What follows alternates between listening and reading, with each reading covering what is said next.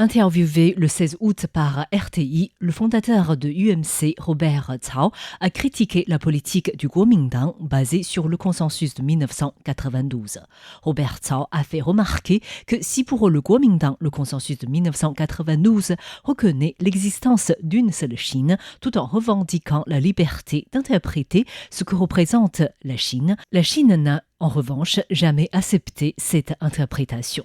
Le fondateur du deuxième sous-traitant mondial des semi-conducteurs a également déclaré que la politique d'une seule Chine du Kuomintang avait entravé la reconnaissance mondiale de Taïwan. En effet, selon lui, le Kuomintang a fait inscrire dans la Constitution que la République de Chine était la seule Chine, une initiative prise dans un contexte de guerre froide, à une époque où le Kuomintang disait vouloir conquérir le continent chinois. Robert Cao estime que cela a contribué à créer un statut confus pour Taïwan. Robert Cao a noté que Taïwan avait eu la possibilité d'être reconnu comme un pays distinct aux Nations Unies en 1970, mais que Chiang Kai-shek avait rejeté cette opportunité en raison de son insistance sur la politique d'une seule Chine.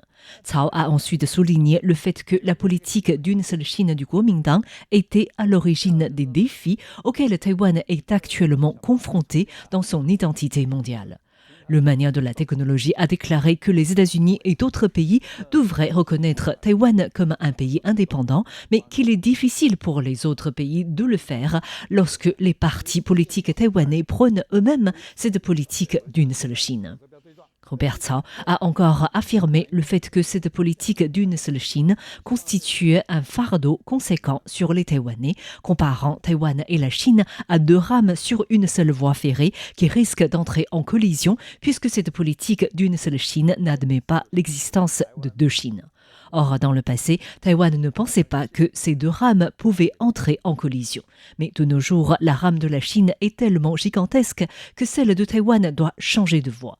La deuxième méthode pour éviter la collision serait de déposer un obstacle sur le rail. Cet obstacle représenterait le maintien du statu quo qui existe depuis des années 50. Selon Robert Cao, il est grand temps que le Kuomintang abandonne la politique d'une seule Chine pour que le monde reconnaisse la souveraineté taïwanaise. Enfin, Robert Cao a évoqué l'existence du virus de la révolution culturelle qui persiste en Chine, affirmant ce qu'il a observé durant le mouvement populaire contre le projet de loi d'extradition à Hong Kong qui avait permis de constater que ce virus était bel et bien actif chez Xi Jinping. Robert Cao a ensuite affirmé que cette observation avait renforcé sa propre détermination à s'opposer au régime communiste chinois.